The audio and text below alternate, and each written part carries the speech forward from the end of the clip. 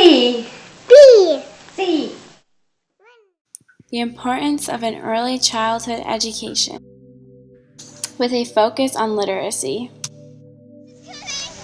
Every parent wants to be able to send their child off to school. Learning to be literate from a young age has one of the biggest impacts on the future success of children. Children can be taught literacy through education, their family, or guardians. The problem is, children in the U.S. and around the world aren't receiving the education they need to become literate.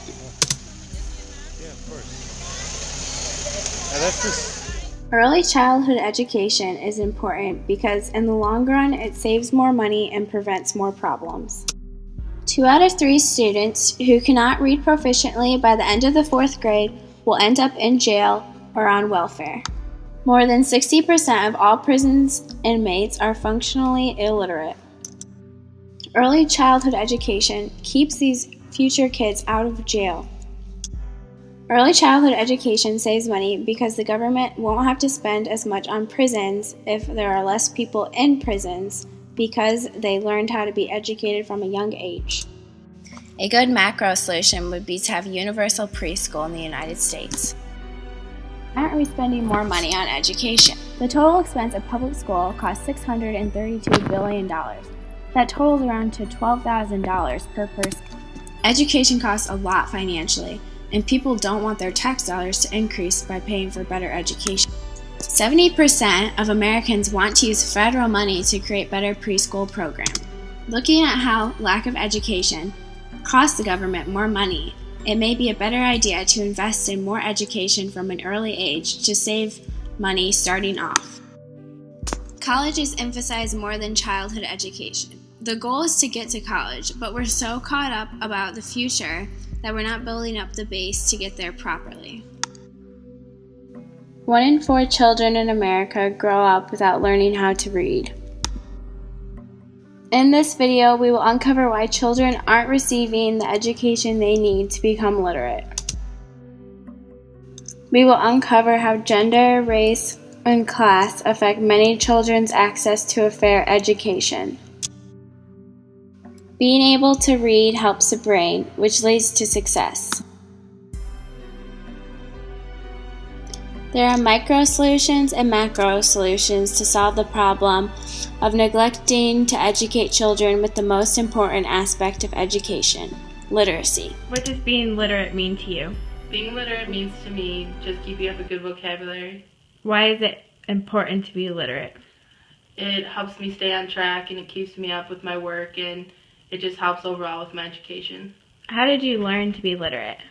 Just throughout my years of education and just when I was younger, my mom reading to me and my dad. Literacy is the ability to be able to read and write.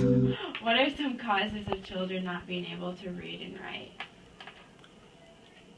Well, if they're not in a program, they're not going to be exposed to all those beginning things like just using a pencil, going from left to right. So if they're not being exposed to those learning tools, they're not going to be able to read. Humans started to read, write, and communicate thousands of years ago. It's in our human nature to want to learn and expand our education. 1647 is the year that education took off in America. Every town with more than 50 families got an elementary school. In 1790, free public education was offered. 15 years later, in 1805, free public primary school was offered. In 1817, free public high schools were offered. In 1830, there were laws against teaching slaves to be literate. From 1865 to 1877, African Americans fought for education after slavery ended. In 1896, the court case, Plessy v. Ferguson, made segregation legal. In 1954, Brown v. Board of Education ended segregation in school. In 1974, school districts were created, leaving segregation. African Americans were left in the inner cities, while Caucasians moved to the suburbs. School segregation is still happening today, even if it looks unintentional. African Americans are still stuck in the inner city, while Caucasians are getting a better education in the suburbs. The African Americans who do live in the suburbs have a better chance at education because although their race might keep them in the cities, if they have the wealth to live in the suburbs, the odds of their success go up because of class. The children of the poor live a strikingly different life. They go to under-resourced schools with stressed teachers and go home to parents distracted by worry about how to pay the latest electricity bill. There are major connections of how poverty affects a child's literacy, which affects their future education. 40% of children living in poverty aren't prepared for primary school. Children, however, raised in poverty, often enter school without the language skills necessary for literacy development and are consequently less prepared for learning than are their more advantaged peers. Children in poverty can't afford books, so they aren't raised in an environment enriched in high knowledge of literacy. Micro-solutions to help children in poverty to receive a better education are to have book drives in poor communities and to stress the importance of reading to kids. I am majoring in early childhood education, and I have had some experience in a classroom environment watching kids, but I've also babysat a lot too, and I think the at-home environment and teaching kids to read is most effective, and I have found this very useful in watching the kids that I babysit grow up. Class isn't the only thing that affects a child's education. Race does also. By the end of 4th grade, African American, Hispanic, and low-income students are already 2 years behind grade level. By the time they reach the 12th grade, they are 4 years behind. The nation's lowest performing high schools produce 58% of all African American dropouts and 50% of all Hispanic dropouts, compared to 22% of all white dropouts. Socially, politically, historically, economically, and structurally, there are reasons why different races, ethnicities, and wealth affect a child's access to learn how to be literate. Discrimination and racism have left minorities stuck with poor education and very little chance of economic advance. Politically, ways have been created to set up schools, but they are not creating justice. They are hindering minorities from succeeding. For example, school districts.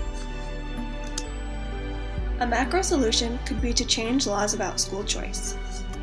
School choice gives kids more opportunity.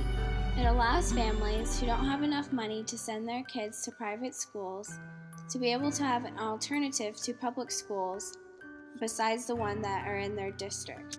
School choice isn't easy for everyone. The children still have to apply for scholarships or enroll. School choice has been proven effective for the kids that have the opportunity to get a scholarship or enroll. Are any of these causes because of race, class, and gender for not receiving a good education? It could be. I think people in different situations, like I said, if they don't have the money or the transportation or the way to get to us or find us, I think that inhibits them from getting their children in programs. Solutions is we have a scholarship program here which comes from the church endowment, so we are able to gift these children a place in our program so they are able to be here. We once upon a time, we don't do this anymore, we did offer help with transportation, so I know some schools still do that. And then the free initiative program, which any 4-year-old has access to free preschool and transportation. So in Iowa now that is another way to get these kids into programs. Gender also affects a child's chance to education. At the international level, girls have been reported to have surpassed boys in both the 1991 International Association's Evaluation of Educational Achievement, Reading and Literacy Study of 9 and 14-year-olds, and in the 2001 Program for International Student Assessment of 15-year-olds. Boys and girls engage in reading in different ways. A micro solution could be to try group reading and observe if it helps students. Lack of literacy isn't just a problem in the United States. Internationally and cross-culturally, children are negatively affected by lack of literacy, and health literacy was declared a national problem.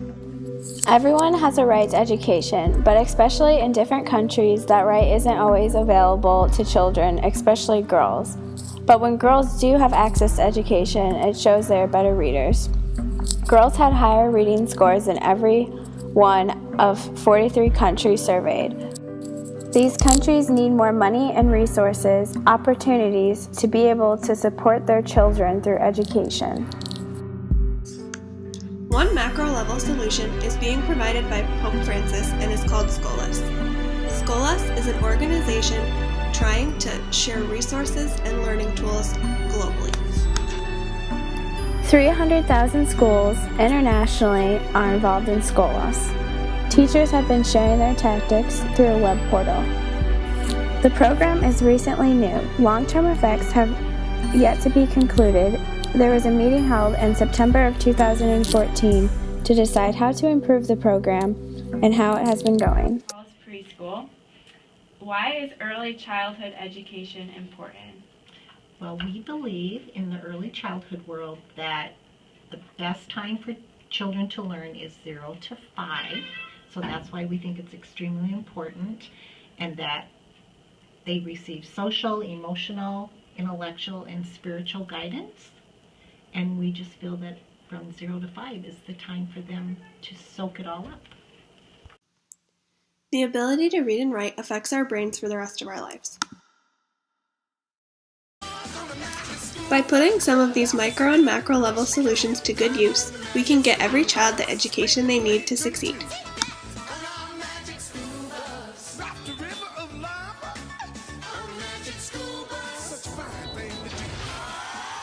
So strap your bones right to the seat. Come on in and don't be shy. Just to make